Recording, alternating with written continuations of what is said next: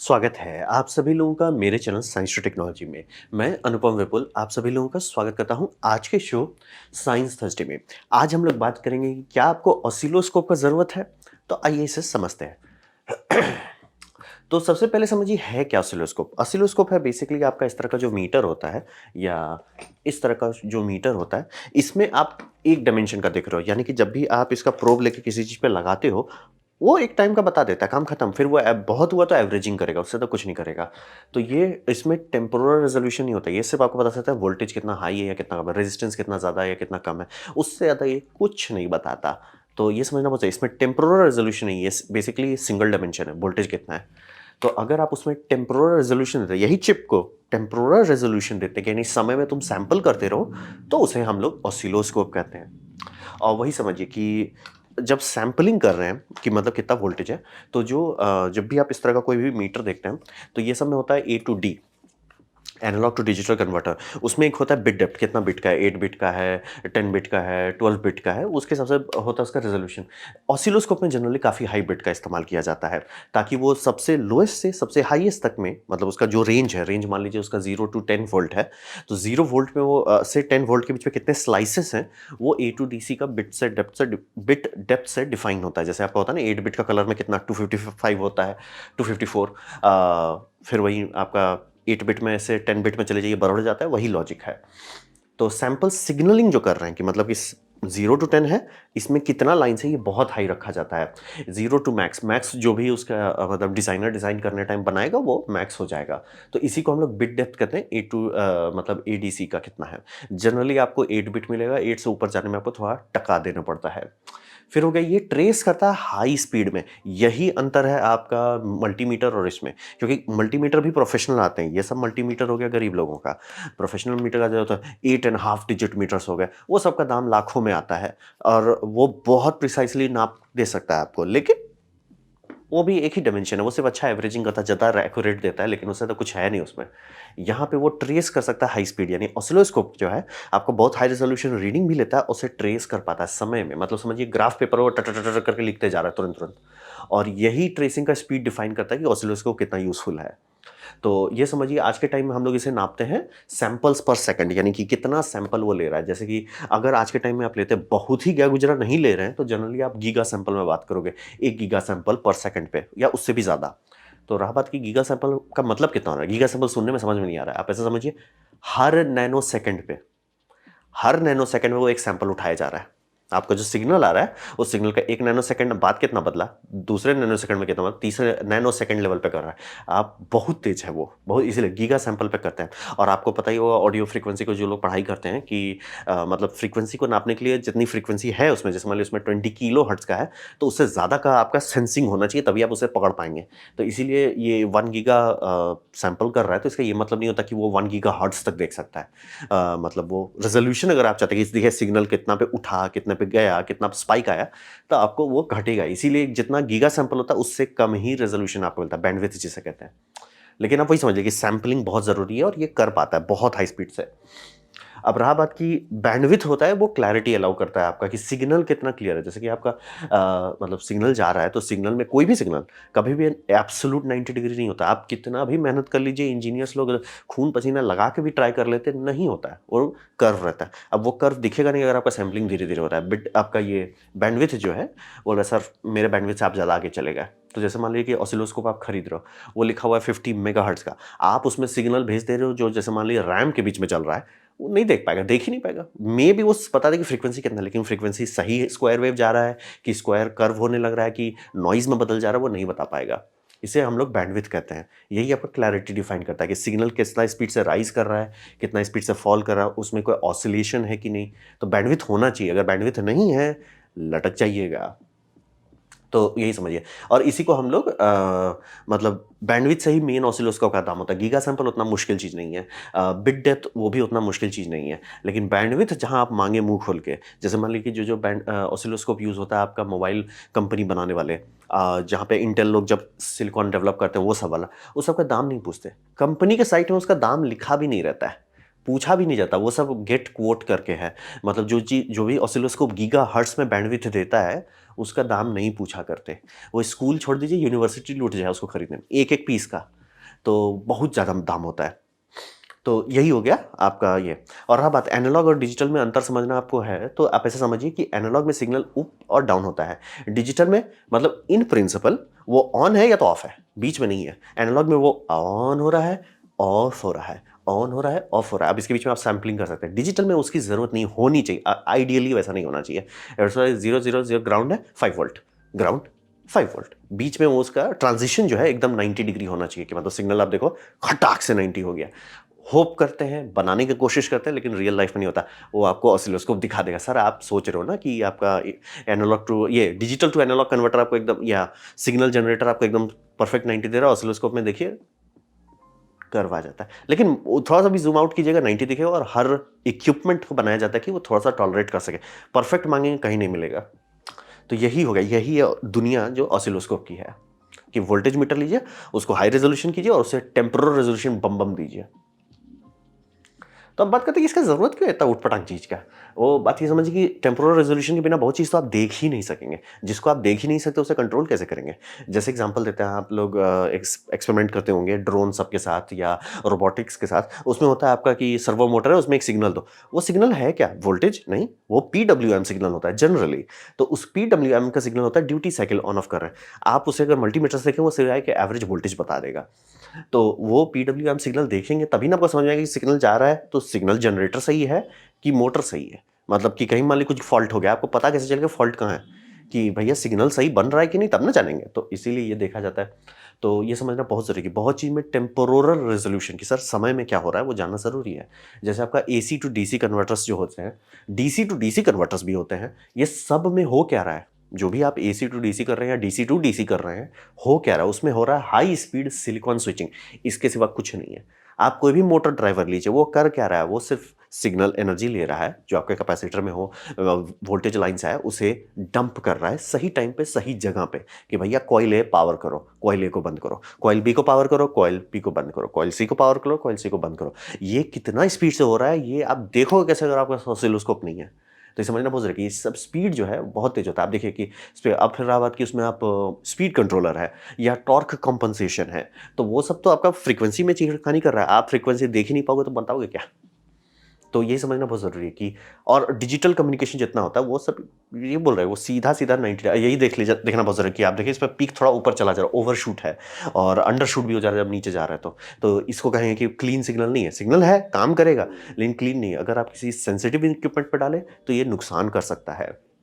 तो ये समझना बहुत ज़रूरी है कि इसीलिए बहुत सारी चीज़ में ज़रूरी है कि समय के अंदर घुस के देखना ज़रूरी है, क्योंकि ये समझिए हमारा का जो टूल का डेवलपमेंट के साथ-साथ ही टेक्नोलॉजी का डेवलपमेंट होता है, क्योंकि कोई भी आप चीज़ तभी बना सकते हो जब उसे समझ पाओगे। तो ऑसिलोस्कोप हम लोग 1950 से बना रहे हैं, सीआरटी के टाइम से बना रहे हैं। धीरे-धीरे जैसे-जैसे ऑसिलोस्कोप बेटर होता गया, वैसे-वैसे टेक्नोलॉजी बेटर होती गई। तो समझना बहुत ज़रूरी है कि ऑसिलोस्कोप ज़रूरी है तभी वो बन रहा है। डिजिटल कम्युनिकेशन बिना इसके आप देख भी नहीं सकते। और मोटर ड्राइवर्स जितना भी हो जाए, चाहे आपका बीएलडीसी हो जाए, स्टेपर मोटर हो जाए, सर्वो मोटर्स हो जाए, कुछ भी लीजिए, उसमें इस तरह का जो तिगड़म रहता है, वो तिगड़म देखेंगे ही नहीं तो समझेंगे कैसे? जैसे एग्जांपल देते हैं, आपका 3D प्रिंटर में स्टेपर मोटर आता है, बहुत आवाज़ करता है। वही आप एंटर 3 ही ले लीजिए, वही एंटर 3 में कोई अगर बोर्ड चेंज कर देता है, साइलेंट स्टेपर ड्राइवर लगाता है, तो उसमें आवाज़ नहीं करता। मोटर सेम है, लोड सेम है, आवाज़ क्यों नहीं कर रहा है? मतलब ऐसा नहीं कि एब्सोल्यूट साइलेंट हो जाए, लेकिन बहुत कम हो जाता है। वो क्योंकि ये वेव जो भेजा जा रहा है, ये साइन वेव जैसा कर देता है, ताकि एकदम स्मूथ और इफिशिएंट रहे। वो देखेंगे कैसे आप? और आपको कोई मान लीजिए चूना लगाने के बोलता है, सर ये साइलेंट बोर्ड है लेकिन साइलेंट नहीं है, तो आपको चूना लगा दिया, लेकिन आप चेक कैसे करोगे? आप कैसे बोलोगे देखो भैया तुम साइलेंट स्टेपर भेजो, उसका वेव ऐसा होना चाहिए, मेरे पास वैसा नहीं आ रहा है, ऑसिलोस्कोप चाहिए उसीलिए। तो समझना बहुत जरूरी है कि बहुत चीज में जरूरी है, ऑप्शनल नहीं है कि आप हो बिना इसके भी चल जाएगा, बिना इसके आप बस भगवान भरोसे चल रहे हो। एक्चुअली देख पाओगे तो वो होता है। अब बात करें जिस कारण से टेक्नीशियन लोग इसके पीछे पड़ते हैं, और घोस्ट हंटिंग। ये समझना बहुत ज़रूरी है कि कोई भी इलेक्ट्रिकल सर्किट परफेक्ट नहीं होता, ना ही कभी बनाया जा सकता। हर सर्किट में बेमतलब का कैपेसिटेंस होगा, बेमतलब का रेजिस्टेंस होगा, बेमतलब का हुलुलुल होगा, बेमतलब का टेम्परेचर कोएफिशिएंट होगा। यानी कि वो 40 डिग्री के माहौल में अलग से बिहेव कर रहा है, 60 में अलग बिहेव कर रहा है, 30 डिग्री पे अलग कर रहा है, ठंडा होने पे वो ज़रूरत से ज़्यादा नौटंकी कर रहा है। ये हर चीज़ में होता है। इसलिए हम लोग जो डायग्राम या स्केमेटिक्स देखते हैं, वो होता है नॉर्मल स्केमेटिक्स। एक होता है सिंप्लीफाइड, उसे कहा जाता है, और एक होता है रियल, जिसमें होगा कि हर लेग टू लेग उसमें एक माइक कैपेसिटेंस दिया जाएगा, उसमें एक आइसोलेशन दिया जाए, बहुत तिगड़म होता है। तो ये रियल वर्ल्ड है। एक होता है सपना में सर हमने ऐसे ऐसे करके बना दिया हो गया, एक होता है रियल वर्ल्ड में। तो ये समझना बहुत ज़रूरी है कि रियल वर्ल्ड में कोई भी चीज़ ऐसा नहीं मिलेगा आपको। तो हमेशा नॉइज़ और घोस्ट होता है। घोस्ट का वो मतलब होता है कि इफ़ेक्ट है लेकिन आपको पता नहीं चलेगा इफ़ेक्ट क्यों है या कहाँ से है। तो वही समझिए, और इससे क्या कोई फ़र्क पड़ता है? अगर है ऐसा और ऐसा हमेशा से था, तो कैसे दिक्कत है? बात है पहले हमारे एनालॉग इक्विपमेंट जो होते थे, वो काफ़ी भरपुष्ट होते थे, वो सँभाल लेते थे। लेकिन आजकल का हमारा डिजिटल इक्विपमेंट काफ़ी हाई रेज़ोल्यूशन है, लेकिन सेंसिटिव है, तो ऊप्स बर्दाश्त नहीं कर पाता है। तो उससे होता ये है कि अगर आपका ये सब घोस्ट है, ये पावर इलेक्ट्रॉनिक्स में, तो आपका या तो लाइफ़ स्पैन कम होगा, जैसे कि अगर आपने ढंग से इलेक्ट्रॉनिक्स चेक नहीं किया है, आपने बोला कि सर ये एलईडी मैंने खरीद लिया बढ़िया-सा, क्री का एलईडी खरीद लिया, उसका आपने बहुत बढ़िया-सा पावर ड्राइवर बना लिया, लगा दिया। और पता चला कि वो 1 साल में ही बोल गया, जबकि एलईडी तो आपको पता है कि भैया ब्रांडेड है और ढंग का है और उस एलईडी को लोग चला रहे हैं 5 साल, 6 साल चला रहे हैं, आपका में 1 साल में ही बोल गया। वैसा होता है कि आपका कोई घोस्ट छिपा होगा जो आपको नहीं दिखा। ये समझना बहुत ज़रूरी है। नॉइज़, घोस्ट ये सब खोजना पड़ता है बैठ के। तो वो बेस्ट केस होता है कि आपका तुरंत सामान नहीं उड़ा और दूसरी चीज़ में वो सीधे डिवाइस ही उड़ा डालेगा। एग्जांपल देता है जैसे कि ये है एक चीप लीनियर पावर सप्लाई, जो चीप नहीं मतलब एक लीनियर पावर सप्लाई जो किसी बंदे को इसमें मिला सेल में या यार्ड सेल में कुछ मिल गया, ठीक है। अब इसको आप चालू कर रहे हैं, सब चीज़ सही काम कर रहा है, जैसे ही बंद कर रहे हैं ये स्पाइक मारा। देखिए ये चालू था, ठीक है, 5 वोल्ट चल रहा था, लेकिन जैसे ही आपने बंद किया स्पाइक भाग गया। ये इसका अब ये मतलब होता है कि अगर आप किसी भी डिवाइस से कनेक्ट, जैसे आर्डिनो से कनेक्ट करते हैं, इस जब तक चल रहा है सब बढ़िया, लेकिन आप जैसे बंद किए वो उड़ा देगा आपका चीज़ को, बंद करने पे उड़ाएगा। सोचिए अब आप कितना कन्फ्यूज़ हो जाएंगे, भैया बंद करने के बाद कैसे खराब हो गया? वही समझिए और वो ऑसिलोस्कोप तुरंत दिखा देगा कि भैया सर आपका सिग्नल सही था, लेकिन जैसे ही आपने बंद किया, ऑसिलेट कर गया कोई चीज़, धड़ाक से ओवर वोल्ट कर दिया। उल्टा भी हो जाता है, जैसे इसी इसका नीचे मैंने वीडियो दे दिया कि आप इसमें रिपेयर करता है तो रिपेयर करने में ये साइड इफेक्ट होता है कि जब डाउन साइड जाता है, मतलब यानी शट ऑफ करते हैं तो नेगेटिव वोल्ट चला जाता है, यानी कि थोड़ा सा वो करते हैं। अब रहा बात कि आपका इक्विपमेंट सेंसिटिव नहीं, कोई फर्क नहीं पड़ता, तो वहाँ पे सर्ज को रोकना जरूरी था, नेगेटिव थोड़ा जा रहा था, कोई दिक्कत नहीं है। तो ये सब एक हिडन चीज़ है, दिखेगा ही नहीं, मल्टीमीटर में थोड़ी दिखेगा। मल्टीमीटर आप लगा के देखिए एकदम परफेक्ट बताएगा सर परफेक्ट वोल्टेज है, वही समझिए। और ये जैसे एक बोलते हैं चाइनीजियम पावर सप्लाई, कि ये पावर सप्लाई है जो मैंने बोला ना कि आजकल भी लोग लीनियर ही पावर सप्लाई लेना चाहते हैं लैब के लिए, क्योंकि वेरिएबल लोड में लीनियर जितना आपको रिलायबिलिटी नहीं मिलेगा वो यही है। ये पावर सप्लाई लिवोंग का है, जो लिखा हुआ है 10 एम्प का लोड दे सकता है। इन बंदे ने थोड़ा सा रजिस्टर लगाया, थोड़ा सा लोड दिया, अब देखिए यहाँ पे साइन वेव जैसा बनने लग रहा है। ये हो रहा है ऑसिलेशन, यानी कि जो सर्किटरी है वो पावर डंप नहीं कर पा रहा है, स्टेबल नहीं है। और ये 3-4 एम्प में ही ऐसा हो गया, कहता 3 एम्प्स पे जा रहा है, ये देखिए ये हो रहा है। आपके पास ऑसिलोस्कोप नहीं है, आप देख ही नहीं पाएंगे। और ये भी वीडियो मैंने नीचे दे दिया जिसमें ये इसका स्विचिंग नॉइज़ जो देख रहे हैं, इतना गंदा स्विचिंग नॉइज़ है, उसको ठीक करता है। कि मॉसफेट पता नहीं बहुत चीप थर्ड हैंड मॉसफेट लगाया था कुछ था, तो उसको मॉसफेट में थोड़ा सा कैपेसिटर डाल के थोड़ा रजिस्टर डाल के ठीक कर दिया। तो इससे समझना बहुत ज़रूरी है कि ये सब आपको पता कैसे चलेगा। यही बोला जैसे कि ये सर्ज है, अगर आप गलती से भी इस तरह का चीज़ किसी भी लेज़र डायोड में लगाए, लेज़र तुरंत साफ हो जाएगा। इसीलिए लेज़र डायोड जितना महंगा होता है उतना ही महंगा उसका पावर सप्लाई होता है, कि उसका पावर सप्लाई को बैठ के ऑसिलोस्कोप से लोग चेक करते हैं कि सर बंद करने पे तो झटका नहीं दे रहे हो, चालू करने पे झटका नहीं दे रहे हो ना, सब चीज़ स्टेबल है, करंट ओवररन नहीं हो रहा है, वो सब बहुत ज़रूरी है। और डिजिटल सर्किटरी में भी देख लीजिए कि ये आपका प्रोब कंपनसेशन का एनिमेशन है, लेकिन आप वही देखिए कि सिग्नल आपको ज़रूरी नहीं कि एग्जैक्टली ऐसा 90 वो ओवरशूट कर सकता है, डैमेज कर देगा, तुरंत नहीं करेगा, धीरे धीरे करेगा, अंडरशूट हो सकता है, इससे सिग्नल इंटीग्रिटी खराब हो सकती है, जो भी बहुत सारा चीज़ आ जाता है। तो वही समझिए कि इसको ट्रेस करना पड़ता है बैठ बैठ के कि सर मैंने पावर सप्लाई बना दिया हो गया, वैसे नहीं होगा सर। आप उस पर लोड डाल के टेस्ट कीजिए कि जैसे आपने बोला कि 10 एम्प का लोड बना दिया, ठीक है, आपने क्या उस पर 10 एम्प एक्चुअली डाला कभी? मतलब कि ठीक है सर ऑसिलोस्कोप पे देख रहा हूँ 10 एम्प को वो लोड संभाल पा रहा है, स्टेबल है, क्योंकि देने का दे देगा 10 एम्प। क्या वो स्थिर है कि सर 10 ही दे रहे हैं, ये नहीं कि भैया मेरा वोल्टेज 9 वोल्ट से 11 वोल्ट में डांस कर रहा है।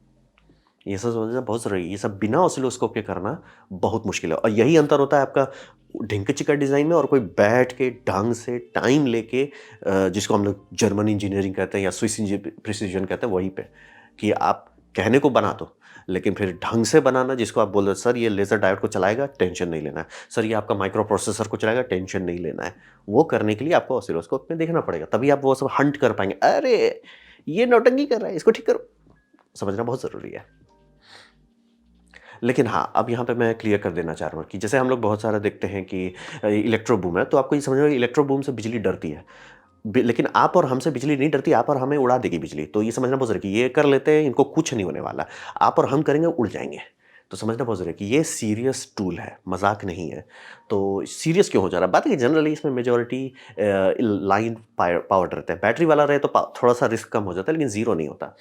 और इसमें अगर आप ऊप्स करते हैं, मतलब कि ढंग से आप ग्राउंडिंग को नहीं ध्यान दे रहे थे, ऊप्स करने पे आपके पास बेयर मिनिमम होगा कि इलेक्ट्रॉनिक्स स्वाहा हो जाएगा कि सर ऑसिलोस्कोप टेस्ट करने के ऑसिलोस्कोप ही आर्डुइनो टेस्ट करने के आर्डुइनो ही उड़ा दिए, या तो आप ही उड़ गए। तो ये समझना बहुत ज़रूरी है कि देखने में बहुत अच्छा लगता है, इलेक्ट्रो बूम टच कर दिया, नेगेटिव को मतलब ग्राउंड से बूम हो गया, उसको कुछ नहीं होगा, आप और हमें बहुत कुछ हो जाएगा। तो समझना बहुत ज़रूरी है कि ये सीरियस है। तो रहा बात कि आप करोगे कैसे, राइट? मान लीजिए आपने खरीदा है ऑसिलोस्कोप, मान लीजिए आप ऐसे जगह पे हो जहाँ लिफ्ट का मोटर के साथ आप काम कर रहे हो, या कुछ भी आप एसी मेंस के साथ काम ही कर रहे हो, तो क्या करोगे? तो वहाँ पे आपको समझना बहुत ज़रूरी है कि स्पेशल प्रिकॉशन लेना पड़ता है, खासतौर पे हाई वोल्टेज के लिए, और उसके लिए इस तरह के प्रोब्स आते हैं, जिसे हम लोग कहते हैं हाई वोल्टेज डिफरेंशियल प्रोब। ये सब प्रोब लेके आप सेफली कर सकते हैं। तो अगर आपको एसी मेंस में काम करना है, तो या तो बैटरी वाला ऑसिलोस्कोप लीजिए जो प्रॉपर्ली फ्लोटिंग हो, और उसको भी जनरली लोग मना ही करेंगे क्योंकि उप्स का कीमत बहुत भारी होगा। ये लेकिन हाँ, ये साइड इफेक्ट है कि ये पावर्ड इलेक्ट्रॉनिक्स होता है, इसमें इलेक्ट्रॉनिक्स पावर्ड होता है, तो थोड़ा-सा बिजली भी खाता है और प्लस दाम भी बहुत होता है। मतलब आपका सस्ता वाला लेने जाइए, उसका भी दाम काफ़ी होता है। लेकिन हाँ, ये अगर आप काम कर रहे हो कि सर मेरा काम है मोटर ड्राइवर के साथ काम कर रहे हैं, कुछ भी ऐसा जहाँ एसी आपका रोज़ी-रोटी है, आप इन्वर्टर पे काम करते हो, ऑनलाइन यूपीएस पे काम करते हो, वो आपकी रोज़ी-रोटी है, शांति से इस पे पैसा खर्चा कीजिए। रोना नहीं है। उप्स आप कर दिया, एक बार, आप 100 बार करोगे, कोई दिक्कत नहीं है। 101वीं बार में आपने गलती किया, आप ही उड़ जाओगे। तो समझना बहुत ज़रूरी है कि जब भी आप एसी के साथ काम कर रहे हैं, बहुत सावधान, बहुत सतर्क होके काम करना होगा। अगर हुलू-लुलू किए तो बूम हो जाएँगे। और इसीलिए आपका फ्लूक का जो आता है, जो हैंडहेल्ड ऑसिलोस्कोप है, जो वो 3 फेज़ पावर मीटरिंग के लिए बनाते हैं, उसका दाम 7-8 लाख रुपया क्यों है? उनको पता है कोई ना कोई गधा करेगा इसके साथ, तो वो गधा प्रूफ बनाने के लिए उसका दाम इतना कर दिया है कि भैया इतना हम सेफ्टी डाल दिए कि अब बहुत ज़्यादा पड़ जाए वो उप्स करने के लिए तो ही उप्स होगा, लेकिन नहीं होगा, जनरली नहीं होना चाहिए। तो इसे समझना बहुत ज़रूरी है। और ग्राउंड लूप मेन ये हो क्यों रहा है? ये ग्राउंड लूप से हो रहा है। तो ग्राउंड लूप का भी मैंने नीचे वीडियो दिया, ठंडे दिमाग से पढ़िए। ग्राउंड लूप बहुत खतरनाक चीज़ है, कोई दिखता नहीं है कि मतलब ओह! ये मैंने टच करा, ओह! यहाँ से ग्राउंडेड है। तो वो समझना बहुत दिक्कत है। लेकिन ये समझना बहुत ज़रूरी है कि इनका देख लीजिए, हँसी-खुशी बहुत अच्छी बात है, लेकिन आप और हम से ये बिजली नहीं डरती है, इनसे बिजली डरती है, लेकिन हम लोग को बिजली से डरना पड़ेगा। तो वार्निंग मैं क्लियर करता हूँ। जैसे मेरे पिछले ऑसिलोस्कोप वाले वीडियो में किसी ने पूछा था 1 साल पहले, मैंने जवाब उस टाइम दिखा ही नहीं था, कमेंट दिया नहीं था। लेकिन वही समझिए कि आपका ना कि सर मेरे को बहुत हाई वोल्टेज में करना है, मान लीजिए 1500 वोल्ट का सोलर पैनल का अरे बन गया, तो कैसे नापेंगे? ये सबसे नापा जाएगा। वो गलती से भी डायरेक्ट प्रोब लेके उसको 10x कर दिया, 100x भी कर दिए, आग के साथ खेल रहे हैं। ये आपको सेफ्टी देता है, एक लाइन ऑफ सेफ्टी देता है, और ये सब बना उसी लिए रहता है। उसमें कुछ-कुछ बहुत हाई वोल्टेज आता है, जो 1500 वोल्ट रेटेड रहता है। तो आप 1500 वोल्ट डीसी को भी टच करेंगे, उड़ेंगे नहीं। तो वार्निंग मैं क्लियर कर देना चाहता हूँ, एसी मेंस के साथ हुलू-लुलू कर रहे हैं, सावधान हो जाएँ। लो वोल्टेज कर रहे हैं, कोशिश करें कि वो बैटरी आइसोलेटेड रहे। अगर वो आइसोलेटेड नहीं है, जैसे कि मान लीजिए आपका आर्डिनो में कुछ कर रहे हैं और आर्डिनो कंप्यूटर से जुड़ा हुआ है, वो फ्लोटिंग नहीं है, वो उड़ सकता है। क्यों? क्योंकि आपका जो यूएसबी का आउटर जैकेट होता है ना, वो ग्राउंडेड होता है। आपके कंप्यूटर में जो पावर सप्लाई है, वो बाकी सारे ग्राउंड को जोड़ के अर्थिंग से जुड़ा हुआ है। आपका ये पावर सप्लाई जो मतलब ऑसिलोस्कोप है, उसमें भी अर्थिंग है, दोनों अर्थिंग जुड़ चुका है अब। आप खतरनाक सिचुएशन में आ गए। गलती से भी गलत प्रोब आपका चढ़ गया, इसको गलत चीज़ को छुआ, बहुत प्यार इश्क मोहब्बत होगा, लो इम्पीडेंस पाथ बनेगा, कबूम हो जाएगा। आजकल जनरली उतना नहीं होता, आजकल जनरली रीसेट हो जाएगा कंप्यूटर आपका। लेकिन उड़ना पॉसिबल है और लोग उड़ा चुके हैं काफ़ी चीज़। तो समझना बहुत ज़रूरी है, सावधान रहें, सतर्क रहें। ज़्यादा तिगड़म करना है, शांति से और रहा बात कि इसमें अर्थिंग की ज़रूरत क्यों होती है? बात है अर्थिंग, पहला सेफ्टी है, दूसरा ये होता है कि अगर आप अर्थिंग करते हो ना, तो बहुत सारा कॉमन मोड नॉइज़ गायब हो जाता है। अर्थिंग मतलब फ्लोटिंग रख देने में एक दिक्कत होता है कि नॉइज़ आने लगता है। मतलब एनवायरनमेंट का नॉइज़ पिक होता है, वो कहीं डंप नहीं कर पाता है, इसीलिए अर्थिंग डाला जाता है। आप हटा के भी कर सकते हो, लेकिन आग के साथ खेल रहे हो, इसीलिए बोल रहे हैं कि ढंग से खेलने का तरीका दिया गया है। महँगा ज़रूर है, लेकिन आपकी ज़िंदगी एक बार उड़ जाएगी, ये पैसा बचाने का कोई फ़ायदा नहीं रहेगा, आप उड़ चुके रहोगे। तो ये वार्निंग मैं एकदम क्लियर कर देना चाह रहा हूँ, मज़ाक नहीं है, खिलौना नहीं है। तो अब बात बनता है कि खरीदें क्या? अब यहाँ पे मैं क्लियर कर दे रहा हूँ, ये महँगा चीज़ है, एकदम क्लियर बता दे रहा हूँ। ये हुलुलुलु नहीं है, ये महँगा है। मतलब मुझे तो लगता था कि ओह! मैंने 3500 का मीटर ले लिया, कितना महँगा। इट्स लाइक फ्री है सर, ये फ्री है। इसका मतलब कोई भी ऐसा ऑसिलोस्कोप मुझे नहीं मिला जिसको मैं देख के तुरंत ही बोलूँ कि भैया मुझ पे इस पे भरोसा नहीं है, वो सब 30,000 का जा रहा है, तो फ्री है। और ये इतना महँगा इसलिए कि इसमें एसी और डीसी दोनों क्लैंप मीटर से रीड हो सकता है, हॉल इफ़ेक्ट दिया गया है इसमें। इसीलिए उतना महँगा है। तो वही समझना बहुत ज़रूरी है। अब रहा बात कि क्या इसके बिना आप इलेक्ट्रॉनिक्स सीख सकते हैं? मान लीजिए कि आप स्टूडेंट हैं, कुछ कर रहे हैं, नहीं फाइनेंशियल हालत उतना अच्छा है, हाँ, सीख सकते हैं। ये मैं एकदम क्लियर कर दूँ, ऐसा नहीं है कि आप सीख नहीं सकते और बहुत सारे फील्ड तो बिना इसके ज़िंदगी बीत जाता है। ऑडियो वाले लोग कभी नहीं छूते और आपका ये रेडियो वाले, हैम रेडियो वाले तो छुएँगे ही नहीं, वो तो लड़ जाते हैं कि भैया बिना इसके हम 1980 से कर रहे हैं, हम बिना इसके ही करेंगे। वो मैं क्लियर कर देना, जो ऐसा नहीं है कि आप नहीं कर सकते काफ़ी दूर तक, लेकिन आप पे लिमिटेशन आएगा। जैसे बोल रहे हैं कि वो बहुत सारे ट्रांज़िएंट जो है, वो दिखेगा ही नहीं आपको। बहुत तिकड़म करना पड़ेगा, बहुत हुलुलुलु करना पड़ेगा तो मे बी आप पकड़ेंगे। थोड़ा लिमिट आएगा। ये टूल जैसे-जैसे हमारा वर्ल्ड बोल रहे हैं कि टूल ग्रो होता है, उसका टूल से नए टूल्स बनते हैं, नए टूल से हमारा वर्ल्ड ग्रो करता है। तो ऑसिलोस्कोप उस लेवल पे है कि अब कंपल्सरी माना जाता है। तो आप पे लिमिटेशन आएगा। अब रहा बात कि आप मान लीजिए 5-6 लाख रुपए का आप कोर्सेज़ कर रहे हैं, पढ़ाई कर रहे हैं और उसपे आप बोलते हो कि सर 20-30 हज़ार का ऑसिलोस्कोप ढंग का लेके, या मान लीजिए आपका लैब में नहीं है और आप डिसाइड कर रहे हो कि यार मैं लूँ कि नहीं लूँ, या उतना पैसा वर्थ है कि नहीं। सर आप काफ़ी बड़ा अंतर आ जाएगा। अस्यूमिंग कि आप यूज़ कर रहे हो, आप उसको खरीद कर रख दोगे तो बात अलग है, लेकिन अगर आप उसे यूज़ करते हो तो अंतर आएगा। फिर रहा बात कि डीआईवाई यूनिट्स आता है 4-5 हज़ार में, 8-10 हज़ार के अंदर, वो इस तरह के जैसे दिखते हैं। तो रहा बात कि क्या उसे यूज़ कर सकते हैं? हाँ, कर सकते हैं, लेकिन वो बहुत बहुत हार्ड टू यूज़ होता है, मतलब दर्द होगा यूज़ करने में। पहले इतना इतना छोटा स्क्रीन और ऊपर से हर चीज़ इतना छोटा, इतना दर्द वाला रहता है कि दर्द होगा आपको, और फिडली भी होता है। कोई भी चीज़ ढंग से नहीं बनाया गया कि सर ये करने के लिए हम ये बनाएँ। वो सब सबसे कम दाम में बनाने की कोशिश में, मतलब होता है ना हर चीज़ में कि दाम एक हद तक घटा सकते हैं। वो एक हद से ज़्यादा घटाने की कोशिश करते हैं, कचरा हो जाता है, वो वही होता है। तो क्या उसे यूज़ कर सकते हैं? आम लोग नहीं कर सकते। आम लोग सीधे 1-2 बार ट्राई करेंगे, उसे फेंक दिया जाएगा। यूट्यूब वीडियो वाले 1-2 बार दिखा देंगे, देखिए सर मैंने ये लिया 4-5 हज़ार, सब बहुत बढ़िया है, उसके बाद फेंक देंगे। और इसीलिए देखिए जितने यूट्यूबर रिव्यूअर्स लोग इसका रिव्यू करते हैं, सबके पास बड़ा ऑसिलोस्कोप रहता है। कारण वही है कि इसको यूज़ करने के लिए आपके पास एकदम बुद्धा लेवल का पेशेंस होना चाहिए। It's like sir chill. Patience पत्थर जैसा होना चाहिए आपके पास, तब आप वो सब यूज़ कर सकते हैं, नहीं तो परेशान होके फेंक ही दीजिएगा। तो एक तो हो गया। दूसरा, अब चीप हैंडहेल्ड आजकल ये जैसे हैंडटेक हो गया है, ओमान का हो गया है, ये सब का बहुत सारा आने लगा है और उस सब का दाम थोड़ा रीज़नेबल लगता है, मतलब कि 15,000 से शुरू हो जाता है, 20,000 तक चला जाता है, या कुछ-कुछ 30 तक जाता है। तो ये लेकिन थोड़ा वियर्ड है, क्योंकि अगर इसमें आप देख रहे हैं, मैं एकदम क्लियर कर देना चाह रहा हूँ, थोड़ा ठंडे दिमाग से देख लीजिए, क्या किसी ने इसे एसी मेंस का रेटिंग किया है कि नहीं? बिना रिव्यू वाले सैंपल को ना हाथ लगाएँ। आप रिव्यू देखें, कंपैरिज़न देखें, जब वो सब दिख रहा है, कोई लेके टेयर डाउन कर रहा है, ये सब कर रहा है, तो ही इस पे भरोसा करें, नहीं तो कि सर ये मॉडल नंबर है लेकिन किसी के पास नहीं है, मत न एकदम हाथ ही नहीं लगाना है आपको। तो ये सब थोड़ा वियर्ड होता है। आपको कभी-कभी बहुत अच्छा भी मिल जाएगा, बहुत कचरा भी मिल जाएगा। जैसे कुछ-कुछ केस में ये सब आपका मतलब बैंडविड्थ बहुत खराब देता है। आपका मतलब मेगाहर्ट्ज़ भी नहीं छू पाता है। ये सब आपका बैंडविड्थ काफ़ी अच्छा दे पाता है, मतलब 50 तक छू जाता है। तो बैंडविड्थ बहुत रहता है और चैनल भी आपको 2 दे देता है। और दाम भी आधा रहता है एक ढंग का मीटर से, मतलब ढंग का ये बेंच ऑसिलोस्कोप से। तो काफ़ी लोग को ये काफ़ी अच्छा सूट कर सकता है और मुझे जो दिल से अच्छा लगता है, इसमें जनरली बहुत सारे में यूएसबी पोर्ट है, जो उसका बैटरी चार्जिंग के लिए इंटरनल 18650 इस तरह के बैटरी लगते हैं। 18650 चार्ज करने के लिए रहता है। उसमें डेटा भी है, मतलब किसी ने बनाया है और बहुत सारे का ऐप्स हैं और उससे आप बहुत सारा चीज़ कंप्यूटर पे देख सकते हैं। रिफ्रेश रेट बहुत खराब है, वो मैं क्लियर करना, ऐसा नहीं लगेगा लाइव व्यू देख रहे हैं। रिफ्रेश रेट 1 हर्ट्ज़ हो जाता है। इसका इस डिस्प्ले में रिफ्रेश अच्छा है, लेकिन डेटा सारा जा रहा है और वो सारा डेटा में से बहुत सारा डेटा को आप ये कर सकते हो, क्या बोलते हैं, CSV में सेव कर सकते हो, जो मैं करने की कोशिश कर रहा हूँ, मतलब साइड प्रोजेक्ट में मैं चला रहा हूँ, वो वही वाला आप कर सकते हैं।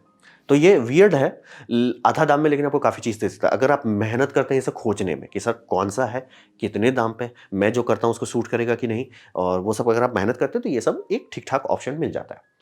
लेकिन मैं एकदम क्लियर कर देना चाहता हूँ, क्लासिक स्कोप के आस-पास कुछ नहीं आता। क्लासिक स्कोप जो इस तरह का है, डिस्कशन नहीं, मतलब ये लो, काम खत्म। काम खत्म सर। अब इसके बाद अगर कुछ दिक्कत हो रहा है तो आप गड़बड़ कर रहे हो। तो ये एकदम क्लियर करता हूँ। तो इसमें क्या कर सकते हैं आप? इसमें आप ओल्ड मॉडल ले सकते हैं। काफ़ी सारे ओल्ड मॉडल ठीक-ठाक दाम में मिल जाएँगे आपको, अराउंड 20 से 30 में मिल सकता है।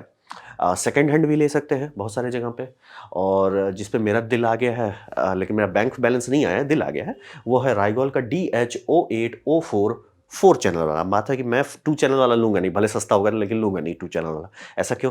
भाई BLDC टच करेंगे उसमें सीधे 3 चैनल आ जाएगा। तो इसीलिए चाहिए मुझे 4 चैनल वाला ही लेना है, तो 4 वाला ये है। 70 मेगाहर्ट्ज़ 100 नहीं है, वो उतना फ़र्क नहीं पड़ता है, उतना फ़र्क नहीं पड़ता। 12 बिट्स, ये बहुत बड़ी बात है। ये मतलब ऑब्वियसली मेरे अर्ली नोविस लेवल से तो ये ज़्यादा ही आ गया और इसका दाम 50,000 दिखा रहा है। दर्द हो रहा है। बट किसी दिन, क्या पता किसी दिन इसको हम लेंगे। और इसमें मुझे बहुत अच्छा लगा, ये यूएसबी सी पावर्ड है, तो इसमें आप फ्लोटिंग कर सकते हैं, मतलब पावर बैंक लगाकर। और ये बहुत छोटा भी है, मतलब इसका डेप्थ बहुत छोटा है, मतलब उससे फ़र्क पड़ता है।